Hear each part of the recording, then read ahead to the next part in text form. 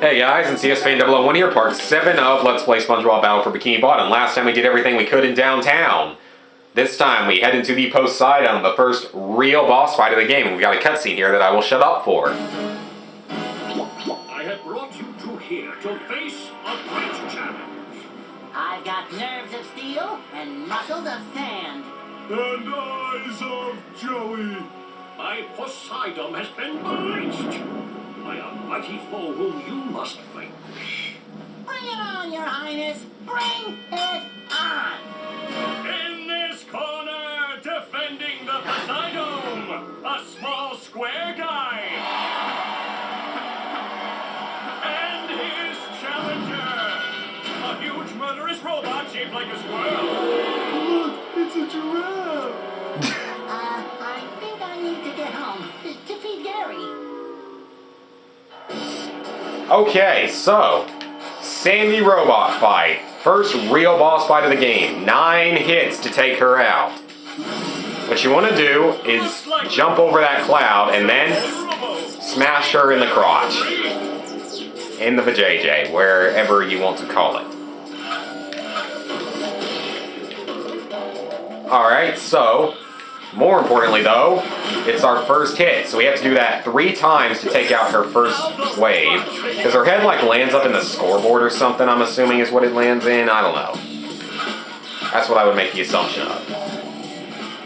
I don't see why Neptune would be having problems with this. He's the king of the sea in, I guess that's in Roman mythology, because isn't it, Poseidon?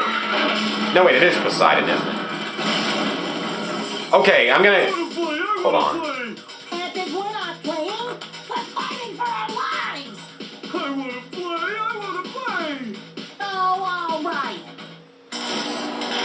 Okay, that was not fair. I spawned into her attack. I could not have avoided that. Okay, what I was trying to say before, though, I think this is King Neptune in Poseidon, in that place called the Poseidon. Get your mythology right, guys. I think it's Poseidon in Greek mythology and Neptune in Roman mythology. I think that's right. It's been a long time since it's been a couple years since I've done anything with mythology, but I used to know a lot about it. Like, I found it really interesting, actually. Okay, so you need to pick up her head and throw it into the now disabled, semi-disabled scoreboard. Really, yeah, she will swipe at you if you get up close to her, but that was kind of an unfair attack. I mean, I didn't have a chance to avoid it. Then she'll do that, and then she'll do this, yeah, the old clothesline move, and it's just like a spring leg. Now let's slam her again and go pick up the head again. Eventually her head will reattach if you don't get it quickly enough. You can see boom, maim. Does that say route, maybe? I can't read that. Oh well. Okay, we need to hit her 4 more times. The Sandy boss is the easiest of the game's 3 main bosses. And I will admit, the final boss is definitely the hardest boss in the game, in my opinion. Some might argue the second boss is harder. I personally disagree with that, because the final boss really... I think the second boss can be really sort of luck-based at times, but the third boss, you really have to have some skill to fight it. Alright, so what we want to do now is one last headshot. And now we're going to switch back over to Spongebob. Oh, that was fun! Your turn, SpongeBob! Oh? We... Final phase of the fight, guys. Last 3 hits. Okay, so she'll slam the ground. I think she does it twice now, maybe? No, she does not. But now she'll do a double clothesline, one out of the hands now, as well as the legs. You just have to jump a single jump to avoid it. Usually, if you get hit during this fight, she'll end up just attacking sort of out of turn, almost. So what you need to do is slam her head off, and then go up and hit Y to do an upward attack into her helmet. And you know, his attack is with a bubble, when you think about it. Like, look at that, it's a bubble. It's like bubble feet. So, that, unless those are like the strongest bubbles ever made, it wouldn't do anything. I can't really read what's on the on the floor right there. I kind of like to see what it is.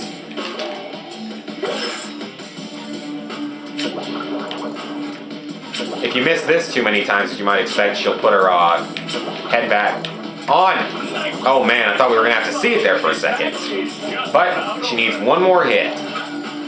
Once again, definitely the easiest boss fight in the game of the 3 main bosses. Now, there's still 2 more mini-bosses we may or may not have to fight. I'm not sure exactly how many of those mini-bosses we'll actually have to fight. I think we'll have to fight at least 1. I don't think we'll have to fight both of them, though. But we will have to fight the other 2 main bosses, including, of course, the final boss.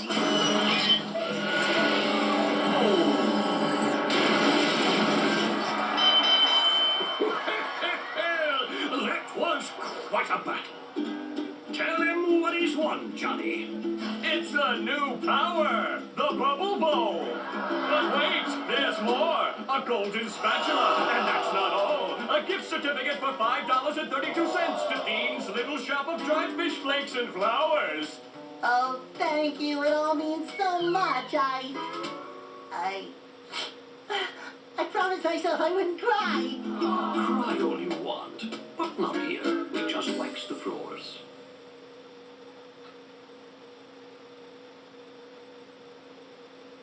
Okay, so boss fight is over, guys. Pretty easy fight, but it did take a while, and like the boss fights in this game are actually kind of long. Yeah, I was just wondering why, have they? yeah. And then there's that big flashing neon sign that says Robot Headquarters. 'Cause I thought he wasn't in control of No, them. not really. Exactly, and as your non-friend, I worry about you. Like, tell you what I'm gonna do. I'm gonna think for you. Thanks. Okay, so we've now accessed the second area of Bikini Bottom. It is just the second area of Bikini Bottom, like I just said. We haven't even gone to Goo Lagoon yet either. So first and foremost, hit that thing for a somewhat well-concealed sock. Mr. Krabs is going to move up here now. We now have access to the Spongebob, which right now is not helpful at all. But the Bubble Bowl, hold X to do it. And what you want to do here is, I'm not going to go back and get that other sock in Jellyfish Fields yet, because we need the cruise bubble to get it as well, to get the other sock, so I might as well just wait. We'll do that cleanup pretty much in a little while. We need 45 spatulas, I believe, to fight the second boss and unlock the cruise bubble. I believe it's either 40 or 45, I don't remember exactly. So now, rotating blocks like this are going to be a common thing throughout the rest of the game, pretty much. They're in like pretty much almost every area in some way or another. And we grabbed another golden underwear, so now we can hold 5 pairs of underwears. And we grabbed the spatula. Very, very nice. So, up to 22 spatulas, that is not too bad.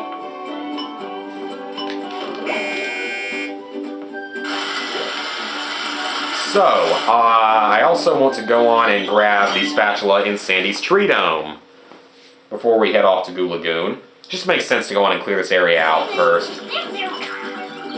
We have 2 minutes and 40 seconds to kill all the robots in the Treedome. Bombot here, you enemy. They basically follow you around and eventually they explode. Nothing much to it. They aren't really, they're more of a nuisance than an actual hazard. I don't think I ever really get hit by them. Unless I get like hit by a different enemy first or something. So yeah, Spongebob looks all dried out and stuff. It's kind of funny. Kind of creepy too, I mean.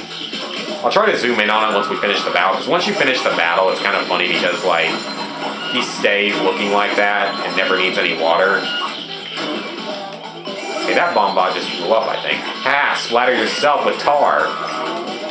You're like the Scooby-Doo tar monster. Hey, that's not fair. You can't do that. Now, yeah, you can run on the wheel. It looks kind of weird. I know, we didn't even need his helmet in the second game, though, because it was, like, all flooded because of and you had to fill it up with the acorns. And let's go on and bowl this away. So yeah, it's sort of a long-range attack. I don't find it to be overly useful. It's okay, though. I mean, it's somewhat helpful.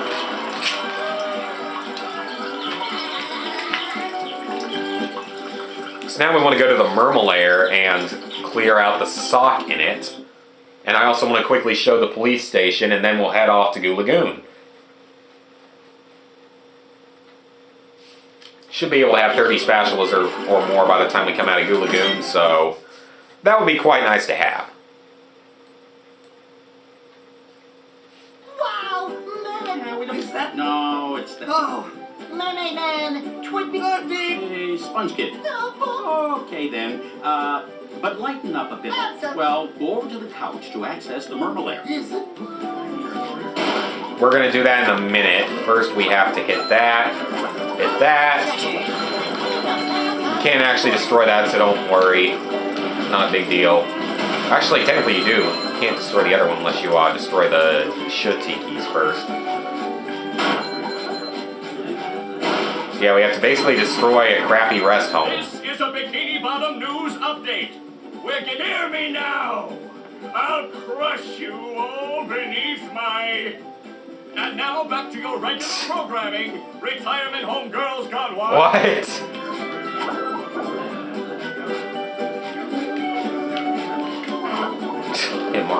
Hit Mermaid Man. Did I not hit something? There we go.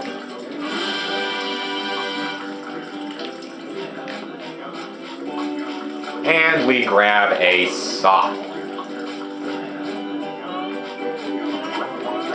That's kind of funny, you can just like hit Mermaid Man.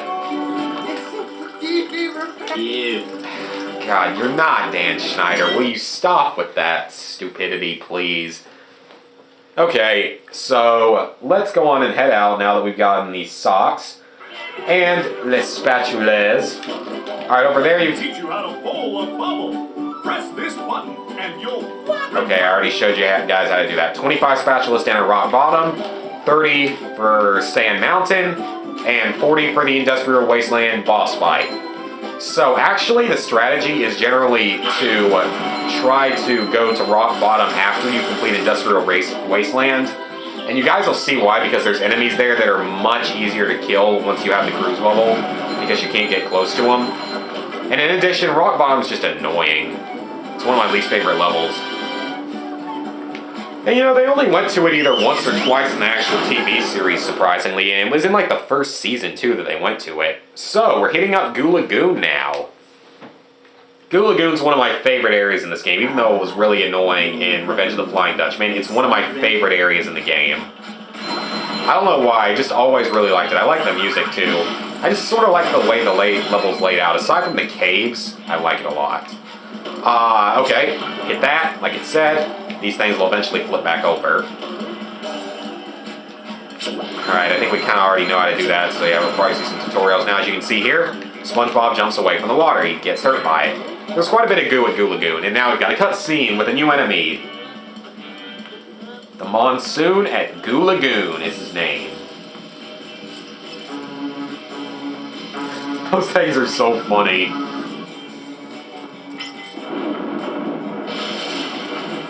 Owned. Nice fish sticks. Fried fish sticks. Watch out for his lightning attacks. Yeah, he gets his own special little introduction like that. These guys, they really aren't... I've never found the Monsoons to be one of the more annoying enemies in the game. They can be, but they really aren't that bad. Okay, so pretty much he's just saying we have to get out to the island out there and do some stuff. Way out there. Unfortunately, there's no way to get to it right now, as you might expect. So, this level's got a somewhat simple light puzzle that we need to do. What we want to do first, though, and most importantly, is jump up here. Man, we got 7,000 shiny objects. I might actually trade Mr. Krabs one soon. We got so many of them, a lot more than I thought. I just thought I'd go on and destroy that to make our lives easier later on. We need Patrick to get to that, so we're not going to go for it just yet. Instead, we're going to hit this switch, and that's going to send us out there. I don't remember the exact solution to the puzzle, but we'll figure it out, so... It's a kid's game. It's not supposed to be that bad. Jump on Fat Guy and bounce across. Great idea. I think it's this one, isn't it? Oh, I missed. Alright, yeah, there's a sock out here. That's what we're going to be getting with Patrick. It's a very annoyingly earned sock at that. One of the more annoying ones to get. So, Nice. alright, let's hit the teleport box. And hit another switch. And that's going to take us across. Almost ran me into the water. Okay. Let's go on and hit this switch. This might be the one that's always tricky. Yeah, it's not that, and I don't think going to the left works either. If I remember correctly, we might actually have to switch the previous one. Yeah, I think that's what we have to do. We have to switch the previous one. Okay. Yeah. Yeah, Goo Lagoon's actually got a few puzzles in it. I believe the Kelp Forest also has some puzzles in it as well, so... This is going to be necessary later on, because we're going to have to hit that last lighthouse later on. There we go. Now we've got it.